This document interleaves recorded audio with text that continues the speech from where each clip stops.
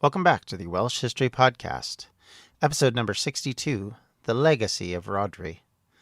With the death of Rhodri the Great, the sons of Rhodri ascended to various kingdoms. According to ancient sources, there were either 8, 7, 6, or 4 sons of Rhodri. Alfred's biographer Asser said there were 6, while Welsh chronicles only ever name 4. We only can guess at the other children, but the ones, even the 4 that are named, are not necessarily well documented or well covered. In fact, there are very little evidence on behalf of most of the sons. Some academics feel this may be because Rhodri was such a pivotal figure. Many jumped on board with him, claiming descendancy and legitimizing their own claims to the throne, in much the same way kings and nobles throughout the Middle Ages claimed a king whom they had no actual lineage to, but they could skate one there, to put it bluntly, which would then justify their own actions. Overthrow the rightful heir? What better way to justify that than to say, hey, I was a descendant of an ancient king and my claims were ignored, or my claim was stronger because Arthur was my distant grandfather. I mean, imaginary kingship was worth it as long as it showed you were the rightful heir, even when you were obviously just a usurper lord, or worse yet, a thug. Thus, some even went as far as to claim heritage from the King of Kings, Jesus himself. What better way to show you were divinely led and brought to the throne through the most noble of fashions, shall we say. The whole idea that Jesus was celibate was a later notion at this point, at least amongst the nobility in the medieval periods.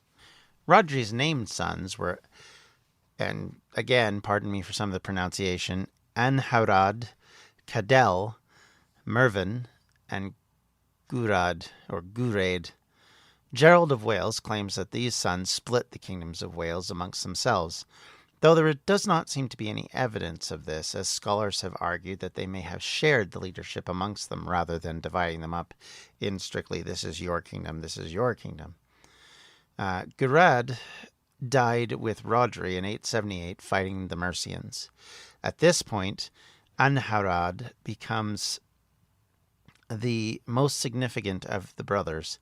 He is the one that seems to predominate the discussions at this point, and it will be him that negotiates with Alfred in the years after. In 881, 3 years after the death of Rhodri, his sons won a great battle against the Mercians at Conwy, and in doing so, the Welsh annals tell us that they got revenge by God for Rhodri. By that point, however, Mercia had lost the last of its former luster and was now a vassal of the kings of Wessex. So how much of revenge the Welsh got is mildly debatable. Historian Charles Edwards points out there is a very strange statement by the Welsh annals, as the king of Mercia, Aethelred, was not the king who killed Rhodri, but rather it was Ceolwulf, and the Mercians were no longer allied with the Vikings at this point, so it made very little sense that they focused on the argument that God led them to it. As while God may have been angry with a Christian king working with a pagan Viking, that had long ago ceased being the case. In fact, by 879, just a year later, Ceolwulf had actually passed away, and in fact it was now Aethelred, a Wessex vassal, that was in charge. So in some respects, it doesn't make a lot of sense. What it does show, however, is that, according to Charles Edwards, the Welsh kingdom of Gwynedd, where the annals were likely written, had gone from partners and allies to Mercia to being blood-sworn enemies who took delight in their downfall. The Mercian domination of Wales for almost 100 years at that point had created very hard feelings, and it appeared that there was very little love lost between the two nations. In fact, as we know, in previous discussions, Wales had, and Gwynedd specifically, had found itself raided and pillaged by the Mercians, and the Mercians had played pretty heavy politics with the kingship before Mervyn became king. Shortly after Conwy, Anhawrad made an alliance with the Northumbrians, who were in Jorvik and were now ruled by Vikings. At that same period, Ethelred and the Mercians fell to Wessex domination. So, having former allies of Mercia on your side might have seemed like a good way for the sons of Rhodri to keep the enemies at bay. As England began to be one kingdom after the Mercians' submission, meanwhile, Gwynedd rose to predominate the northern Welsh and put pressure on the south. In the years following the death of Rhodri, the kings of the south lived in fear. For Dovid and Brychenog, it was Angharad and his brothers that concerned them. For the others, it was the Mercians and their continued harassment. And in fact, both of the southeastern kingdoms of Wales were dominated by the Mercians right up until the submission to Wessex. With Powys firmly in the camp of Rhodri, many of the other kingdoms were feeling the pressure from both Wessex and from the northern Welsh. According to Asser, the southeast Welsh kingdoms fell to Alfred early, swearing fealty to him to protect Gwent and Glywysing from the Earl of Mercia, as he was then called. Meanwhile, Dovid's king, Hyfath ap Bledthri, was under siege by the king of North Wales. While we only have Asser to go on what happens, it forced Hyfath to come to terms with Alfred and again bow to him as his liege lord.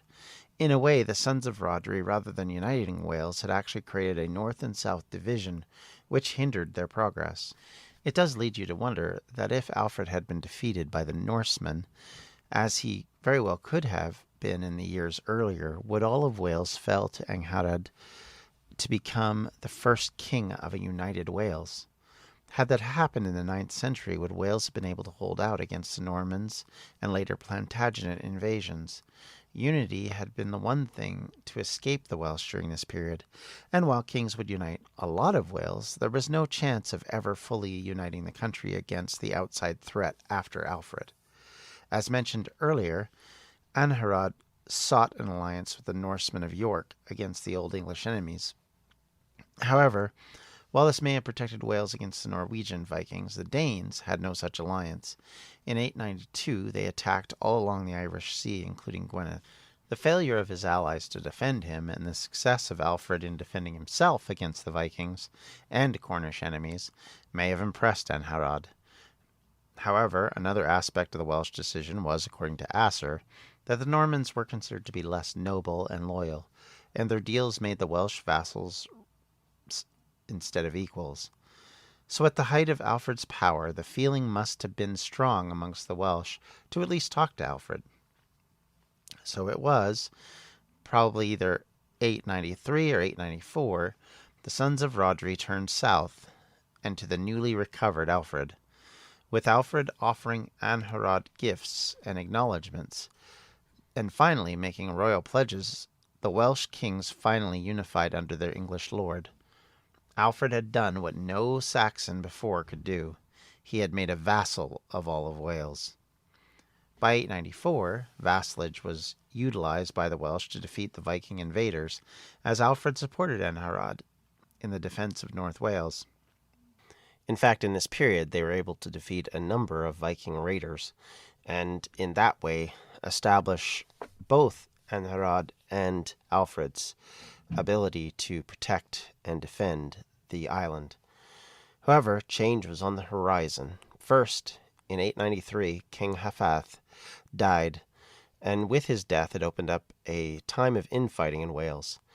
In the midst of this, the Wessex hegemony and the death of Hyfath renewed the opportunity for the sons of Rhodri to interfere in Welsh politics. Cadell ap Rhodri at some point begins to move into Ceredigion, taking over at least portions of the area. This may have come as the sons of Hyfath were actively resisting the sons of Rhodri. In 903 and 904, 2 of Hyfath's sons are killed, and 1 is executed. This would show that likely Angharad and his brothers were trying to remove the last strong kingdom left in the south. Cadell originally controlled much of the area around Ceredigion, the Gower Peninsula, and Carmarthen, the kingdom known as Cecilwig. We know very little about his life, and it would appear that he became king after the death of the founding line. Cadell finally ascends to the throne of David around 909, after finally defeating the other challengers. The Wessex form of balance was officially undone. The sons of Rhodri were now in charge. Anharad dies in 916, secure in his kingdom, having defeated the Danes, allied with Alfred, and possibly helping his brother ascend to the throne of David. Hello, this is Gary Chahot welcoming you to check out the French History Podcast. Our main show covers the history of France from the first humans until present. If you liked Mike Duncan's The History of Rome and wanted a similar program covering the land of beauty, culture, and love, we are exactly that. We also host world-renowned scholars who have delivered guest episodes on their specialties, including 18th century pirates, revolutionary booksellers in 20th century Paris, the special friendship between the Marquis de Lafayette and Thomas Jefferson, and numerous others. Learn what you love and listen to the French History Podcast today.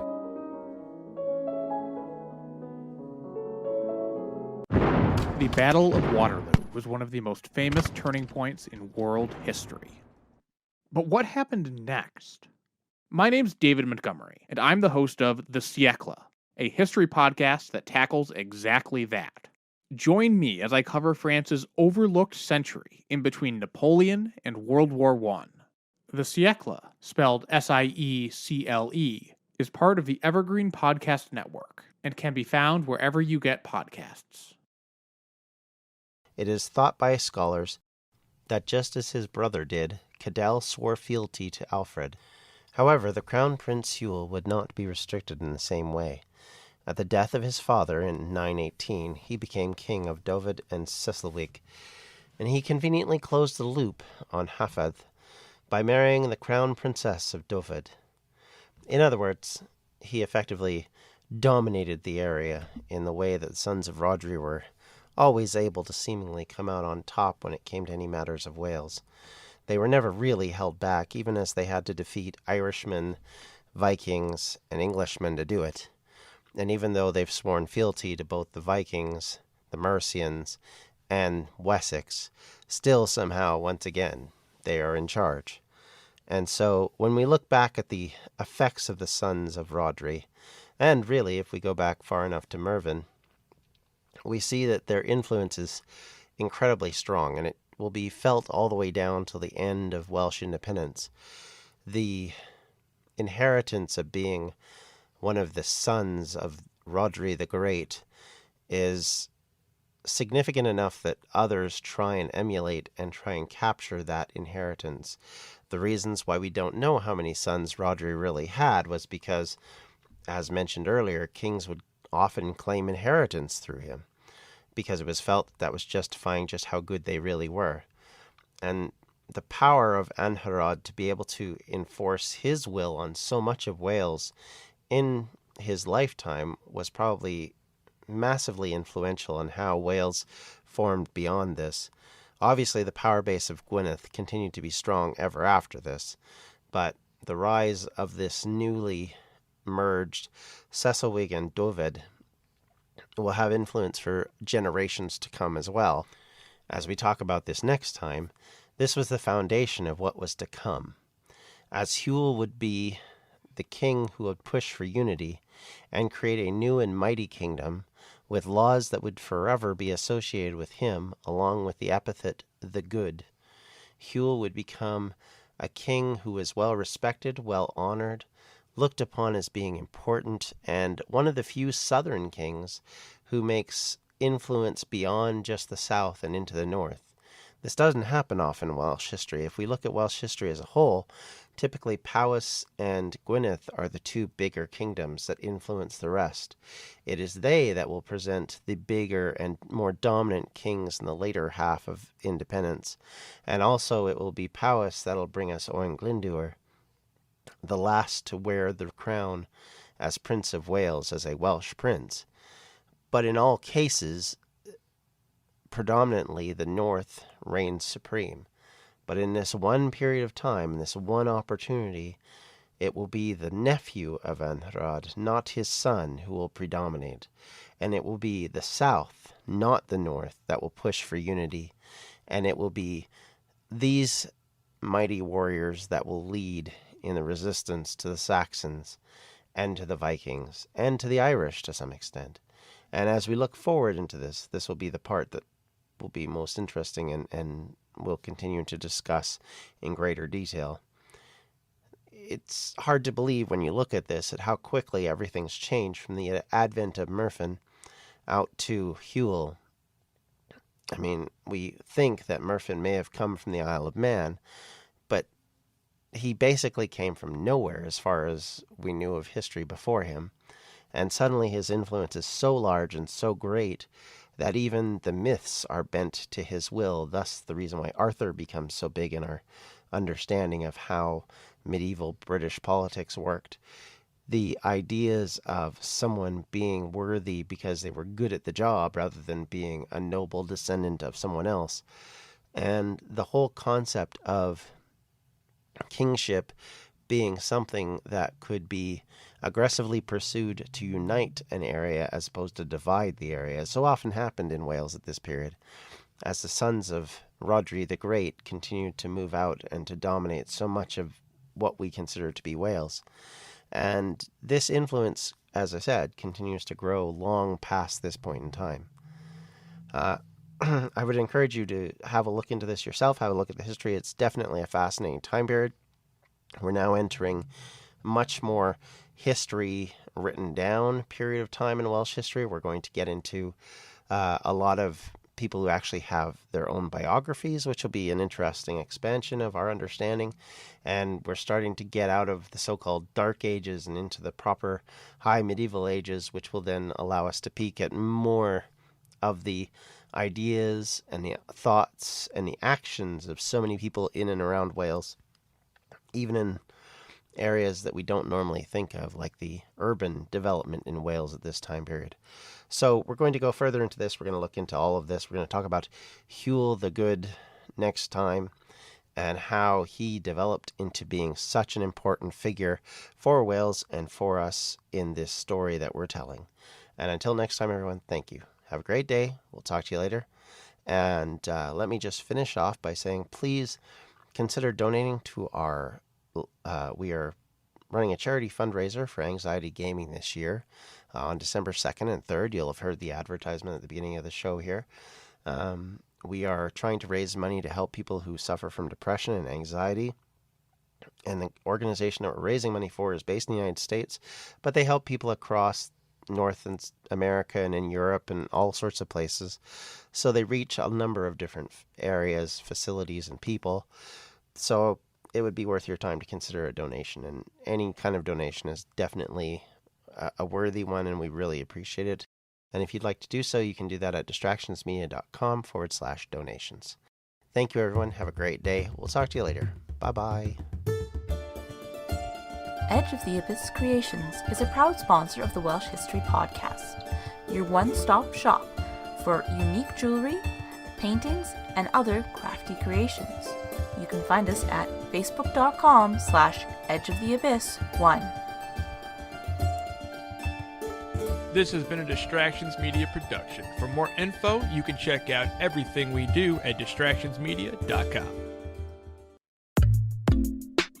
Hi, I'm Mark Machado, broadcaster and Sri Lankan cricket fan. Every week, Estelle Vasu Devon and myself will drop several episodes of Sri Lanka on 99.94, keeping you up to date on the latest from the Sri Lankan cricketing world. If you want to know what Hasaranga is up to, where Chabri Athapattu scored her runs, or what Naroshan Dickwalla has been discussing behind the stumps, then make sure to watch or listen to Sri Lanka on 99.94. You can find us wherever you get your podcasts, on YouTube and on the 99.94 app. Join the Sri Lankan cricket conversation and get involved.